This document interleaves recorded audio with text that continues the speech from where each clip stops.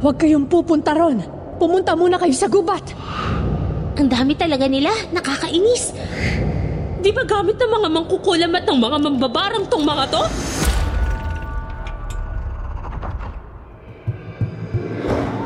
Para sa mga mahilig sa mga kwentong aswang, subaybayan ang aming bagong channel, Sitio Pangil.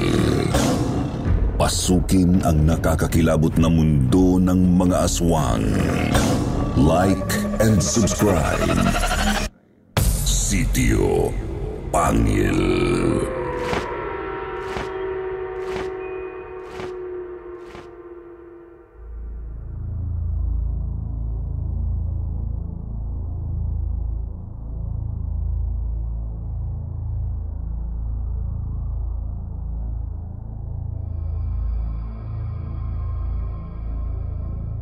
Ang kabutihan at kasamaan ay parehong bahagi na ng bawat tao. Ang isang individual ay maaaring maging mabuti o masama. Depende sa iba't ibang mga dahilan. Subalit, minsan, may mga mabubuting tao na sadyang naitutulak lamang na gumawa ng kakilakilabot na lagim dahil sa pagiging masahol ng mundo. Sa ating episode ngayon, ating tunghayan ang kwento tungkol sa isang liblib na baryo sa Zambales. Paano kaya ito nilamon ng lagim? Dahil sa matinding pagkakamali ng mga taga roon. Anong klaseng pagdurusa kaya ang kanilang hinarap? At ano ang kinahantungan ng kanilang maliit na pamayanan?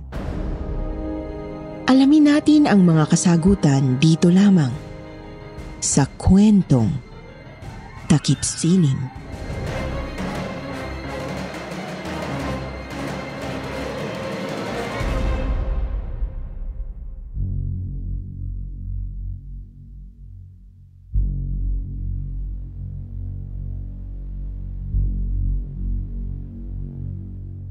Magandang umaga, hapon o gabi po, kwentong Takip Silim.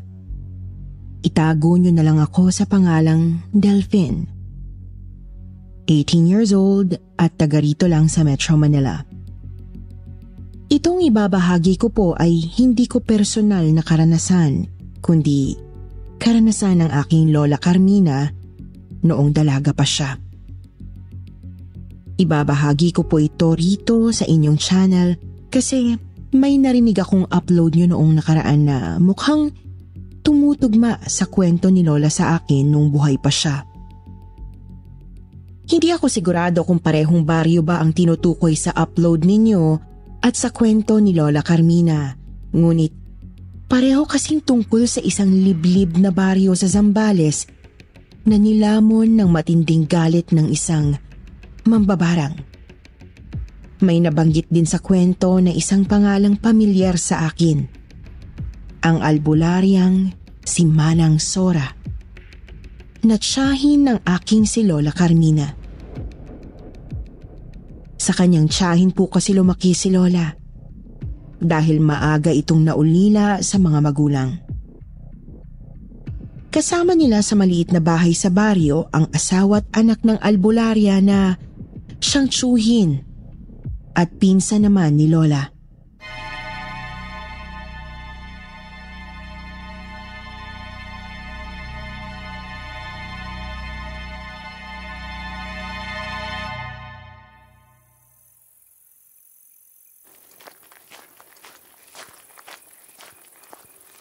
Sana may abutan pa akong mga bentang gulay sa pamilihan ngayon para makabili pa ako ng mga inutos ni Chang Sora. Ay, mukhang hindi pa rin kasi talaga tumitigil ang mga peste sa kabilang mga baryo. Baka salantahin na rin kami rito kapag nagtuloy-tuloy ang mga yan. Teka, yun yung isa sa mga anak ng bagong lipat ah. Saan kaya siya papunta?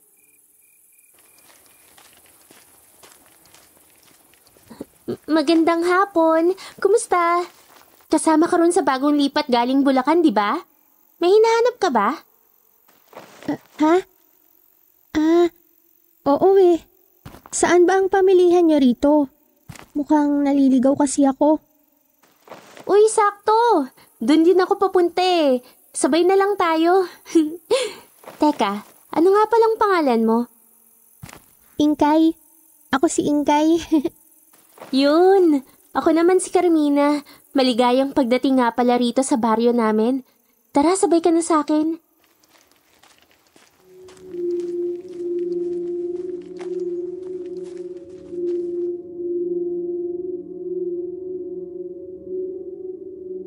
(1972) 17 years old pa lang si Lola Carmina noon. At nasa 40 mahigit naman si Manang Sora. Sinalanta ng mga pesteng insekto ang taniman ng kanilang mga karatig baryo. Nakakapagtaka lang kasi para bang nilalayuan ng mga insekto ang mga sakahan mismo sa kanilang lugar. Subalit, hindi maikakailang ramdam pa rin nila ang epekto ng mga peste. Kasi kumukonti ang supply ng mga prutas at gulay galing sa mga katabing lugar. Mahigit 1 buwan naman mula nung mag-umpisa ang pagsalakay ng mga peste, may dumating na mga bagong lipat sa kanilang baryo. Galing umano sa Bulacan ang mga ito. May lola, tatay at nanay. Tapos 3 mga anak. Isa sa mga anak ng mga ito ay si Ingkay, ang naging bagong kaibigan ni Lola Carmina.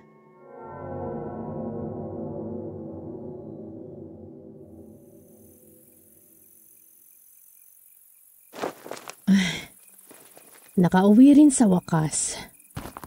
Oy, Ingkay, kumusta? Chang, andito na pala kayo. Mano po?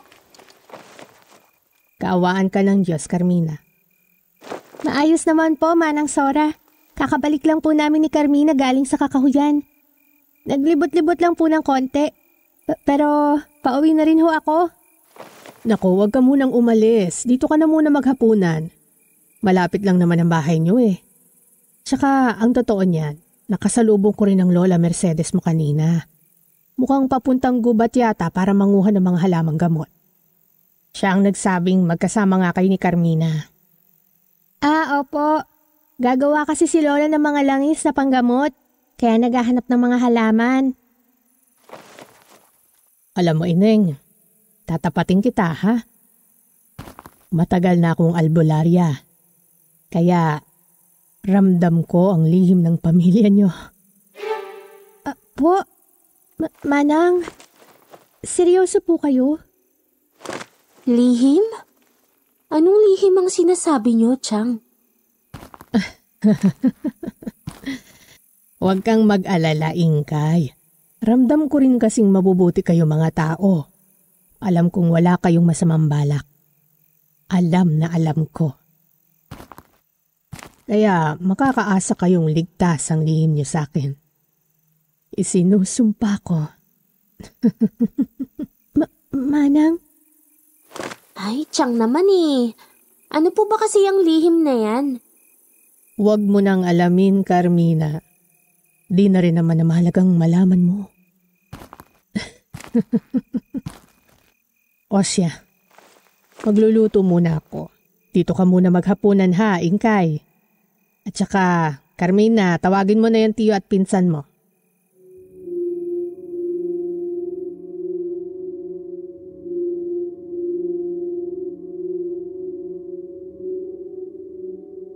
Naguluhan po talaga si Lola Carmina sa mga sinabi ng kanyang tiyahin noon.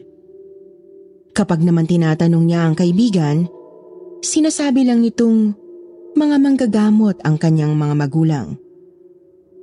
Di kontento si Lola sa nasabing paliwanag pero yun na muna ang tinanggap niya noong mga panahong yun. Ayaw rin naman niya kasing maging mapilit o makulit sa pagtatanong sa kaibigan. Lumipas ang ilang araw, nagpatuloy ang pananalanta ng mga peste. Hindi po nagtagal ay tuluyan na ring nakarating ang mga ito sa mga sakahan ng baryo ni na Lola Carmina.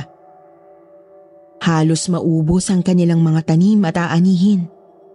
Marami ring mga insektong nakapasok sa mga kabahayan at pinagkakagat ang mga taga-baryo.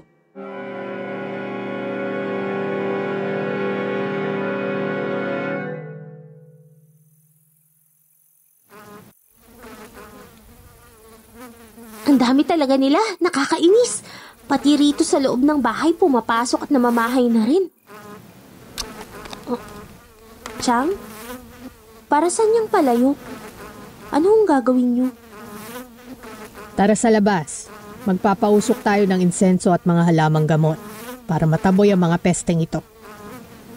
Magsisimula tayo rito sa bakuran. Tapos ipakalat natin ang usok sa baryo.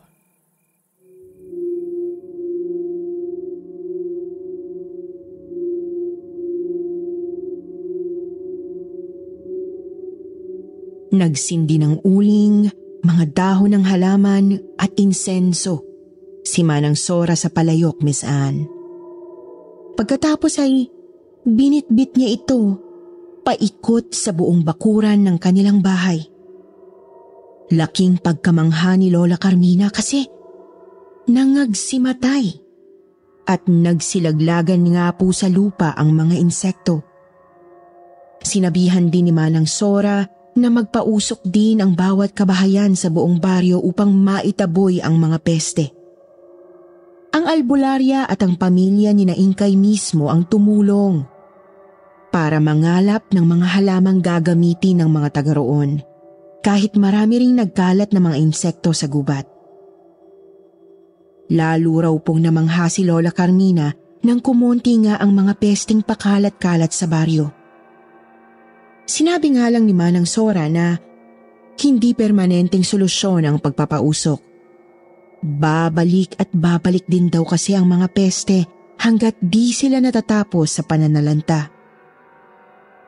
Gayunpaman, ikinatuwa pa rin ng mga taga roon ang pag-asang dulot ng pagpapausok. Kahit bigla nga lang nagbago ang ihip ng hangin nang may isang taga-baryong umuwi matapos magpunta ng Bulacan.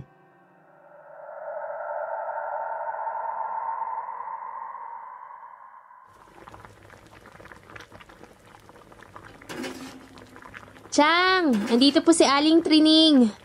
Gusto raw kayong kausapin. Ay, nakauwi na pala siya galing Bulacan. O siya, tapusin mo tong sinigang na niluluto ko at pupuntahan ko sa sala. Tapos ko ng timplahan yan. Magandang hapon, Sora. Magandang hapon din, Trining. Tara sa sala at nang makapag-usap tayo na maayos.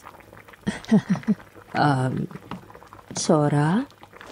Pwede bang dito na lang tayo mag-usap sa kusina nyo? Para siguradong hindi tayo maririnig ng ibang tao sa labas. Ha? Ay tungkol saan ba yung sasabihin mo't parang hindi ka mapalagay? Ano kasi nanggaling nga ako ng Bulacan kasi kasal ng pamangkin ko. Nagkataon namang malapit lang pala doon yung baryo na pinanggalingan ng bagong lipat na mag-anak. Tapos? Sila Ingkay po bang tinutukoy nyo, Aling Trining? Sila nga, Carmina. Doon nga kasi may nalaman ako. Kaya raw pala sila umalis doon. Kasi pinalaya sila. Malakas kasi ang bulong-bulungan doon na isang angkan ng mga mambabarang ang mga yan.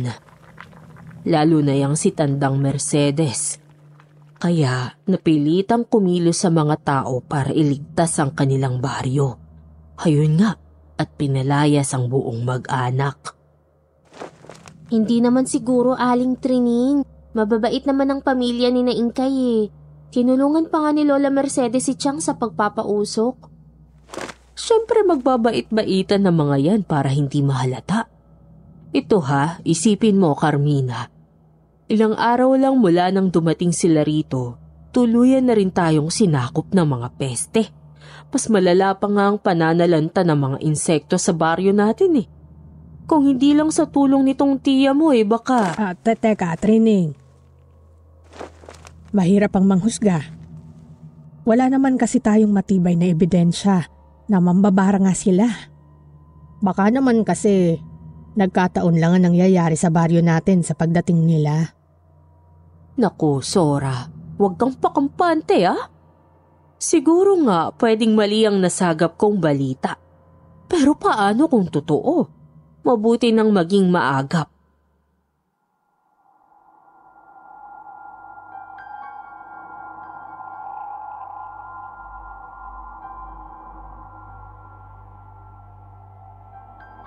Binagabag ng isipin yon ang magtiyahin buong gabi, Miss Anne.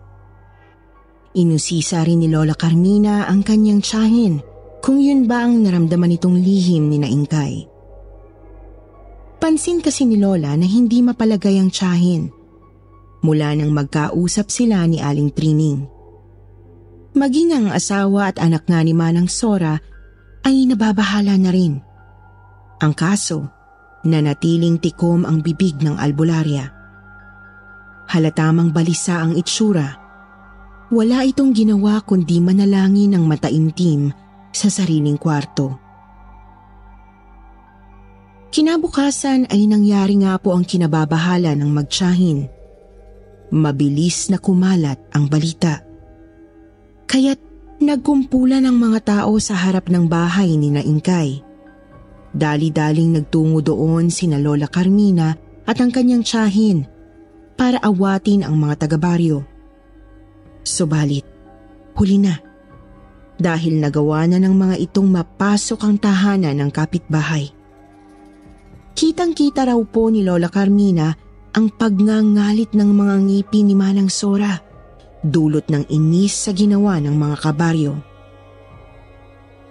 Laking gulat naman po ni Lola nang lumabas ulit ang mga tao mula sa bahay ng mga dayo.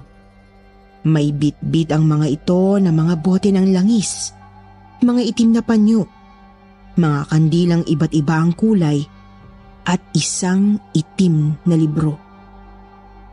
Umiiyak ding lumabas ang mga kamag-anak na pinangungunahan ng Lola Mercedes ni Ingkay.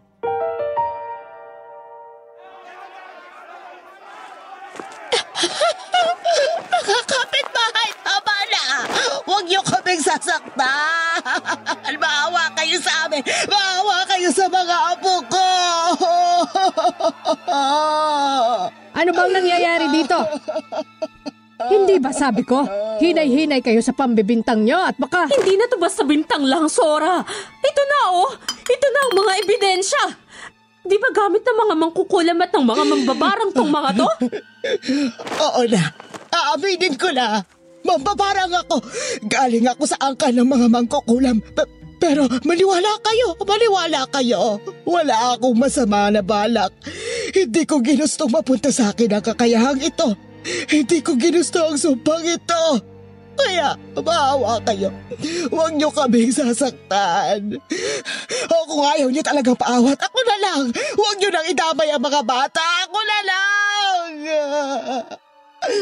Lola, ano bang sinasabi niyo? Hindi ka nila pwedeng saktan. Wala ka namang ginagawang masama eh. Makinig kayo sa akin. Walang ginagawang masama ang pamilyang ito. Kaya wag niyo silang sasaktan. Siguro nga yan at inamin ni Manang Mercedes ang lihim nila. Pero tandaan ninyong malaki ang naitulong nila sa atin. Tumulong sila sa pagtataboy ng mga peste. Sasaktan niyo ba ang mga tumulong sa inyo?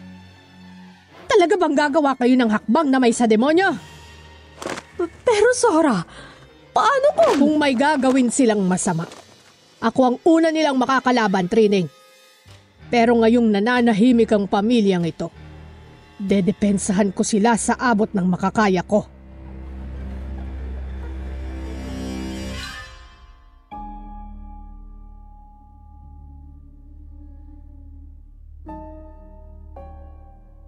Matatag na nanindigan si Manang Sora sa harap ng kanyang mga kabaryo, Miss Anne. Kaya naman, unti-unti na ring nagsialisa ng mga tao hanggang sila na lang ni Lola Carmina at ang pamilya ni Ingkay ang natira. Siguro nga ay umamin na si Lola Mercedes tungkol sa kanilang lihim. Pero wala pa rin namang patunay na gumagawa nga sila ng masasamang bagay doon sa baryo. Lumipas ang mga araw, naging tahimik naman po ang baryo. Bagamat halatang halata ang masasamang pailalim na mga titig ng mga taga-baryo sa mga mambabarang. Hindi natigil ang mga bulong-bulungan.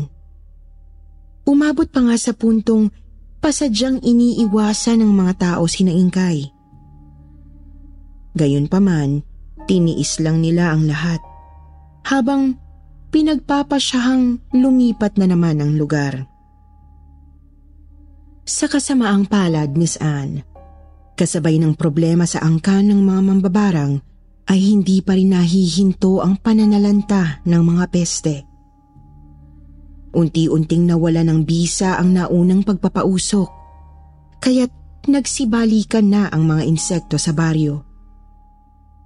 Hindi na rin magkanda-ugaga si Manang Sora sa panggagamot ng mga nakagat ng mga salot, lalo na yung mga nagka-impeksyon.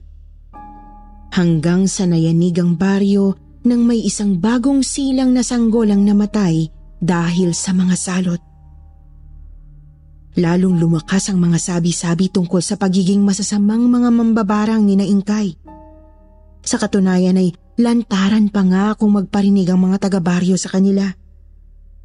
Iyon ay sa kabila ng muli na naman sanang tangkang pagtulong ng mag-anak sa baryo.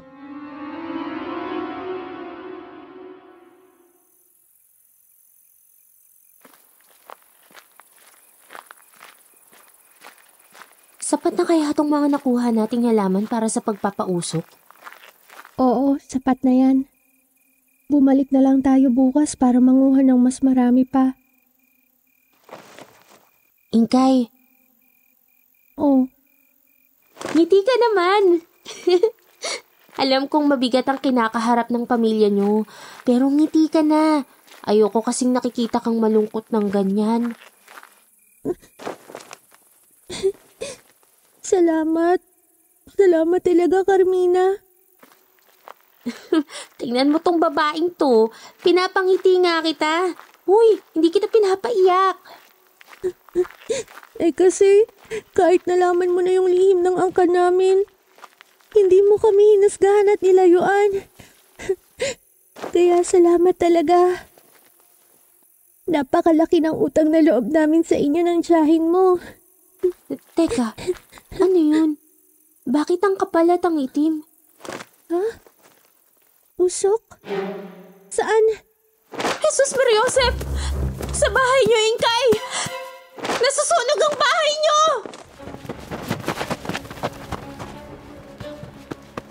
Dali-daling tumakbo sina Lola Carmina at Ingkay pabalik sa baryo, Miss Anne. Nabitiwan pa nga po nila ang naisako nilang mga halamang gamot.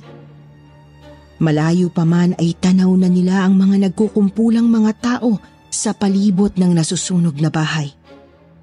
Nagdiriwang ang mga ito habang pinapalaki palalo ang apoy. Lalapit pa po sana ang dalawa nang makasalubong nila si Manang Sora sa daan.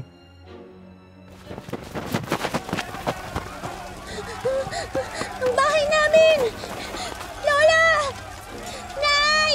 Tay! Ang mga kapatid ko! Ang pamilya ko! Hindi! Ingkay, huminahon ka muna! Teka lang! Ingkay! Ingkay! Cheng? Ingkay! Huwag kayong pupunta ron. Pumunta muna kayo sa gubat. Bilis! Pero paano ang pamilya ko, Manang? Ikinalulungkot kong sabihin, pero hindi ko na magagawang pigilan ang mga tao. Wala akong nagawa. Wala akong nagawa. Wala na ang Lola Mercedes mo. Wala na pati ang buong pamilya ninyo. Hindi! Hindi totoo yan!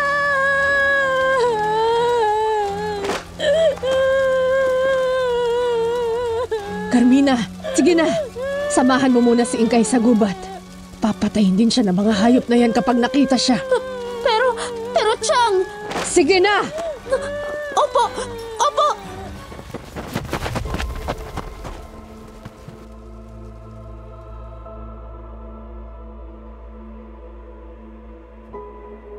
Nagmatigas pa raw si Ingkay noong una.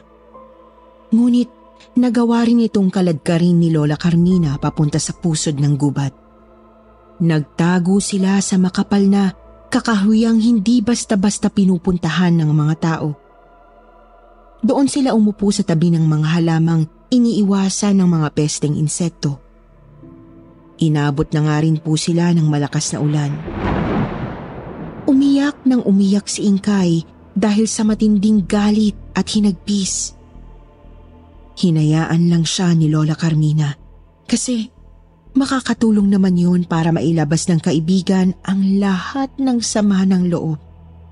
Subalit, iba ang nangyari. Nahintakutan si Lola Carmina sa kanyang mga narinig mula kay Ingkay.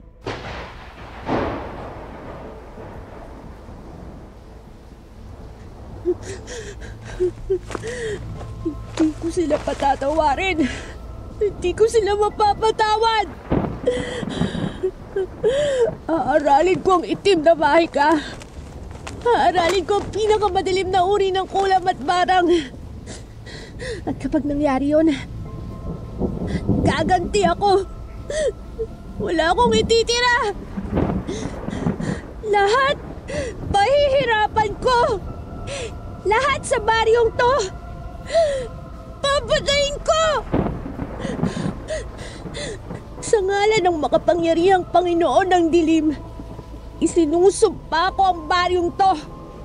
Ibabaon ko kayo sa pusod ng karimlan. Isinusumpa ko!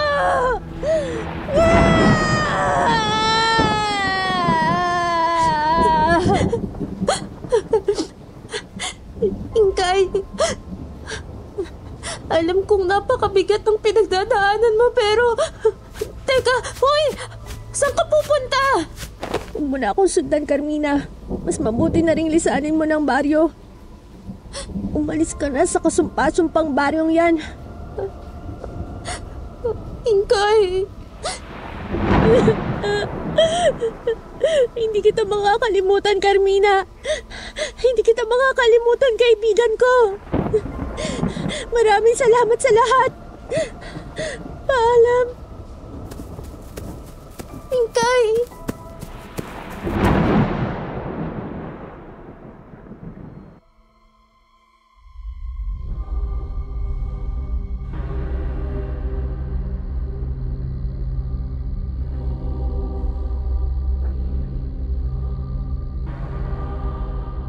Walang nagawa si Lola Carmina kundi umiyak habang pinapanood ang kaibigang nilalamon ng madilim na gubat. Simula noon, hindi niya na ulit ito nakita. Naghintay pa siya ng ilang taon, pero hindi na talaga ito bumalik. Ilang linggo matapos ang pagsunog sa mga mambabarang, ay tumigil na rin po ang pananalanta ng mga peste. Nagdiwang ang mga tao. Kasi raw, bunga yun ang pagkamatay ni na Lola Mercedes. Kahit ang totoo, sadyang nagkataon lang ang lahat. Walang ginagawang masama ang kanilang angkan. Makalipas ang 2 taon ay nagpunta ng Maynila si Lola Carmina. Bumabalik pa rin naman siya ng Zambales para dalawin ang tiyahin. Pero hindi na siya nagtatagal doon. Ayaw niya na kasing maalala ang mapait na sinapit ng kanyang kaibigang si Ingkay. Year 1989. May asawa at mga anak na po si Lola noon. Nakatanggap siya ng isang sulat mula sa tiyahing si Manang Sora. Ang sabi, "Carmina, nagbalik na ang iyong dating kaibigan. Nagbalik na si Ingkay. Subalit, hindi na siya ang kaibigang nakilala mo noon. Isa na lamang siyang itim na espiritong pakay-ibaon sa karimlan ng buong baryo." Hindi nakauwi si Lola noon dahil pinagbubuntis niya ang kanyang bunsong anak. Sunod na lang niyang nabalitaang wala na ang kanyang tiyang Sora at wala na rin ang buong baryo. Nakakalungkot ano po. Siguro madaling husgahan si Ingkay, pero hindi naman siya tuluyang aanib sa dilim kung hindi niya dinanas ang ganoong kasahol na pangyayari, hindi po ba? Kayo po ba, mga kakwentong takip silim? Masisisi niyo po ba si Ingkay sa pagpatay niya sa buong baryo? Itatanong ko na rin, totoo bang may mga mambabarang o mangkukulam na hindi ginagamit sa kasamaan ang kanilang kakayahan? I-comment na lang po ninyo ang inyong mga opinyon para mabasa ko. Hanggang dito na lamang po, lubos na gumagalang, Delphin ng Metro Manila.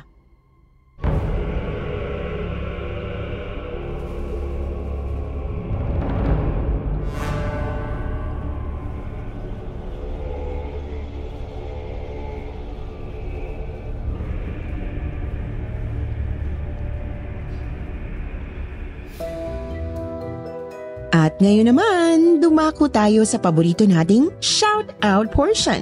Shout-out going out to Noraima Madali, Mimi Gonzalez, Chinchin TV, J. Rodrigo, Mary Lois Dominguez, Annalyn Tumapang, Marilyn Fortes, Karen Obim, Hannah Marie Amburan, at Joel Bernal. Magbabasa tayo ng pinakamagagandang comments mula kina Ast17 at Serena May Ramos. Sabi ni Ast17, grabe talaga mga story dito sa KT. Masyado na talaga kami naaadik kakapakinig sa mga story nyo dito sa Cobar KSA. Pati mga kasamahan ko nahawa na sa akin. Ang sarap kasi makinig kahit nagwo-work. Talagang gumagana mga imahinasyon namin. More power and God bless you po. Sana marami pa kayong mga bagong story na maipost. Sabi ni Zarina, part of my daily routine na ang makinig sa mga kwento ninyo. More stories and more listeners to come po. Kami ng asawa ko kasama ang anak namin laging nakikinig sa inyo. Lalong lumalawak imagination ko sa mga kwentong napapakinggan ko. Pa-shoutout na rin po sa asawa kong si Paul Clarence Polvorido. Pati sa anak naming si Aluka Ivane at sa inlo ko na mahilig na din sa kwentong kababalaghan, Mami Mirna Guess. Salamat po ng marami. Sa mga hindi nabanggit, sa susunod na lang po. Huwag niyo pong kalimutang mag-reply sa ating shoutout box na nasa comment section para ma-shoutout ang pangalan ninyo. Muli po, mula sa bumubuo ng kwentong takip silim at sityo bangungot. Ito po ang inyong lingkod, si Miss Anne. Nagpapasalamat.